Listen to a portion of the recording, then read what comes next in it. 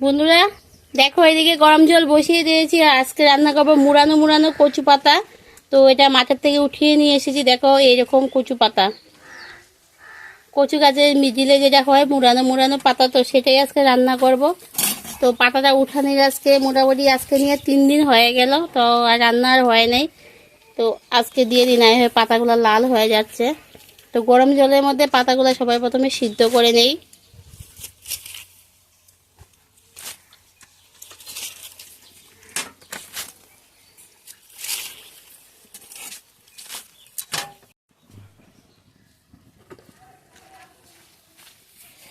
তো এই যে কচু পাতা আর মুড়ানো মুড়ানো কচু পাতা, সাথে কচু আছে, কুচি কুচি কচু।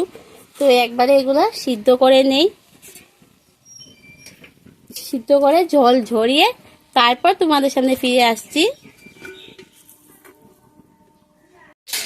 তো দেখো কচু পাতাটা এভাবে সিদ্ধ করে নিয়েছি, এবার এটা নামিয়ে নেব।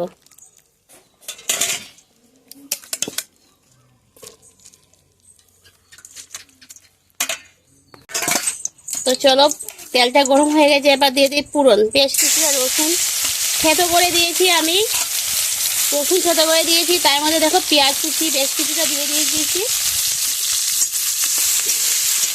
রসুনটা থেতো করে দিলে খুব ভালো হয় আর কি। আমি বাটাটা বেশি পছন্দ করি না, বাটাটার মধ্যে বেশি স্মেল হয়, বাটাটার টেস্টটা আলাদা হয়। আর থেতো করে দিলে সেটার স্মেলটা অন্যরকম হয়, আর সেটা সত্যি কথা সেটার টেস্টটাও অন্যরকম হয়।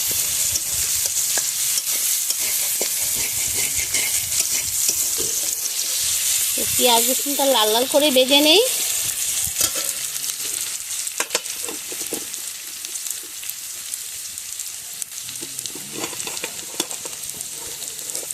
তার সাথে বেশ কিছুটা কাঁচা লঙ্কা চিড়ে নিয়েছি, সেগুলোও দিয়ে দেব।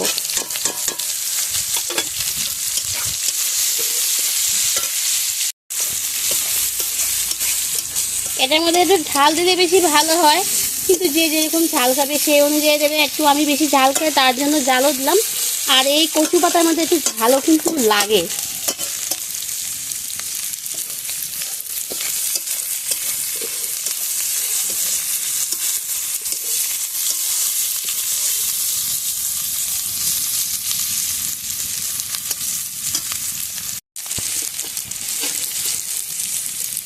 তো এগুলা একটু লাল লাল হয়ে গেছে। এখন আমি এটা শীতল শুটকি মাছের মধ্যে দিয়ে দিলাম।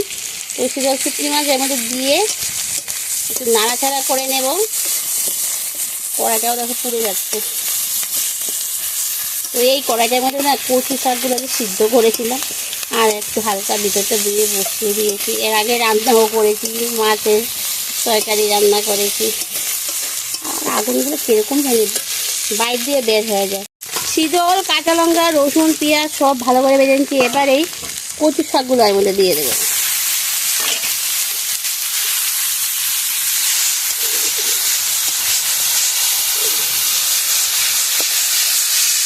বন্ধুরা একটু কষ্ট করে ভিডিওটা দেখো। আজকে এক হাতে মোবাইল ধরে ভিডিও করছি।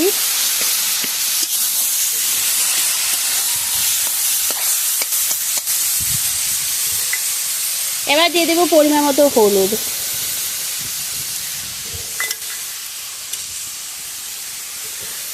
তার সাথে দিয়ে দেবো পরিমাণ মতো লবণ।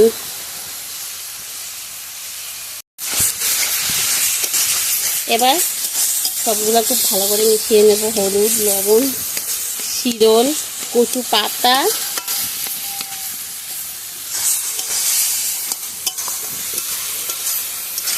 যারা শুটকি মাছ পছন্দ করে না তারা এমনিতেই রসুন ফোড়ন দিয়ে করতে পারো, পেঁয়াজ ফোড়ন দিয়ে করতে পারো। শুটকি মাছ যারা পছন্দ করো তোমরা শুটকি মাছ দিতে পারো, যে কোনো শুটকি মাছ দেওয়া যাবে এর মধ্যে। শীতল দিতে হবে সেটা কোনো কথা না, যে কোনো শুটকি মাছ দিলেই চলবে।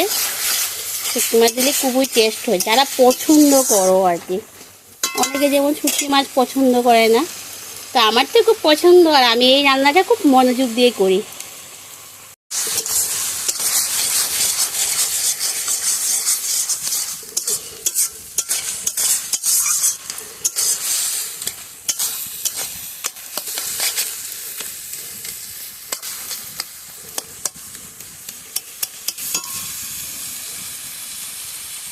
তো বন্ধুরা দেখো কিভাবে বানাচ্ছি, একদম কষিয়ে কষিয়ে বানাচ্ছি, দেখছো?